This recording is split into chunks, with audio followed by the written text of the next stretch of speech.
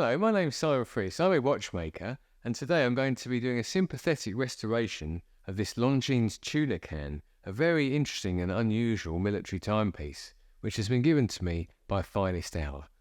So what we'll do, we'll get onto the bench now, and we'll start to have a look at this watch, and I can tell you a little bit more about it, and we can start to take the watch apart. Okay, so we've got the watch on the bench now. I've just been having a look at this, and it really is in very good condition.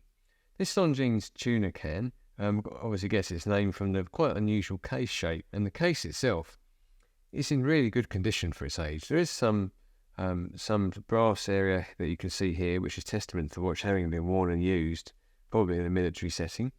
But we can also see on the dial that the radium has burnt an area of the dial at 11 o'clock here and at 5 past here, which would tell us that the watch has been stored with the hands at 5 past 11 for a long period of time, long enough for the radium to have affected the surface of the paint. But it is really nice to see such an original watch with all its original components, including the original crown here, which is really quite a significant size. So before we start to repair the watch, I'd just like to run through some historical background relating to this model. There's been a long-established theory that these very rare and unique timepieces were originally thought to have been produced for British World War II Special Forces and paratroopers, for use during the D-Day and Operation Market Garden. However, the theory is now regarded as unlikely. It's now believed these watches were designed and issued for use by specialist underwater demolition teams. The design of the watch, with its iconic oversized crown and Tuna Can waterproof casing, certainly lends itself to the notion it was manufactured for use in underwater activities. The markings on the case back, C.O.S.D, stand for Combined Operations Stores Depot.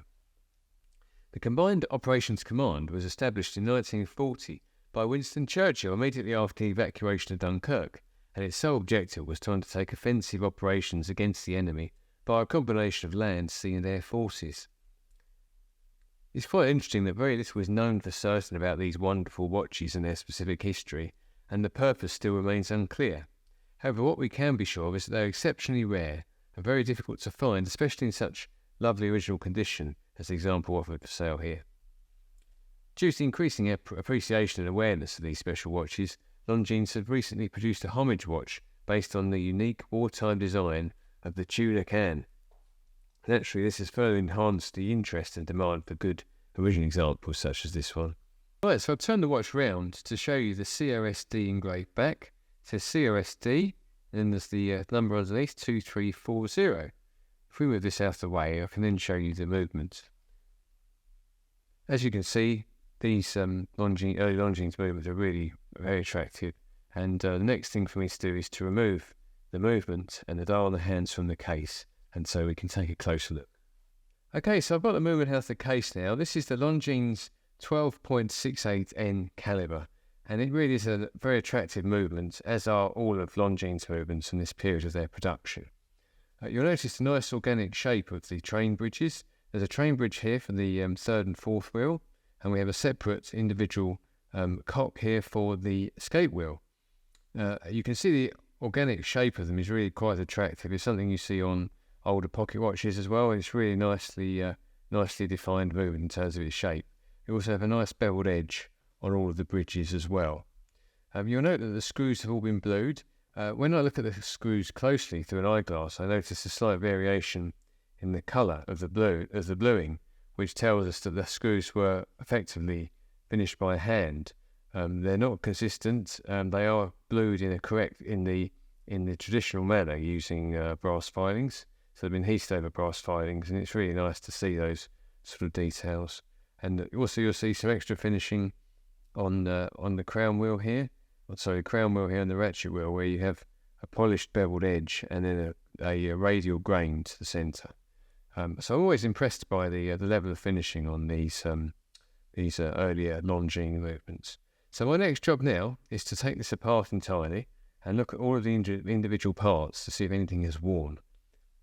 Once I've done that, I'll then put all of the parts through the watch cleaning machine, and I'll come back to you as soon as we've got them moving back together. Okay, so the movement has been serviced, and I've now fitted it back into the case. When I do repairs for Finest Hour, they always ask that I can leave the case alone because obviously the patina is important as part of the story of the watch. So what we're aiming for is a completely clean movement, and I just have to be careful when I case the watch back up to make sure that the movement stays clean and that none of the debris on the outside of the case goes in. But obviously I have to recognise that this is important, part of the history of the watch, and as such is left where it is. But the movement, I'm pleased to report, is in exceptional condition. As you can see, the balance is now running strongly. It's got a good tick to the watch, and it's all in really nice condition. So all I've done is to strip the watch movement down into its individual parts, and then clean them and ultrasonically clean them in the watch cleaning machine, and then reassembled the movement and lubricated the jewels. The settings for the balance, so the settings are the caps jewels here and the one underneath for the balance wheel, and obviously lubricated the pallets and some lubrication for the crown wheel here for winding the watch up, and the same to the other side. Obviously these jewels all have opposite jewels on the other side of these wheels. This is the train here, third wheel, fourth wheel, escape wheel. All of these wheels have corresponding jewels underneath which are also lubricated. So it's always a pleasure to work on something in condition like this, because once you've done the service procedure, you generally get a good result in terms of regulation and timekeeping. And I'm pleased to report that when I put this movement onto the timing machine, I noted that the accuracy was within seconds a day, and the amplitude, which is a measurement of the angle that this wheel here, this balance wheel, swings around in, is 300 degrees, which is the sort of result you'd normally expect on a watch that's only sort of 4 or 5 years old. So it is testament to the really great condition that this watch is in, and this movement certainly hasn't had a lot of attention because the screw heads are all in very nice condition. They're not all chewed up, which you often see when a watch has been worked on many times for servicing.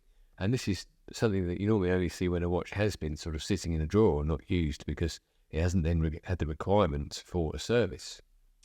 So it's been a real pleasure to work on this watch, and the buyer of this watch is going to have a really fine example and in really good condition, and it's been a pleasure to work on. Hey, just to complete the video, I'd like to show you the other side of the watch now that the movement has been serviced. As you can see, there isn't much difference, and that is really what I've been aiming for here, is to keep the visual appearance of the watch, but obviously to restore the movement into full working order. As you can see, the second hand is now ticking nicely around the dial, and everything is working exactly as it should be.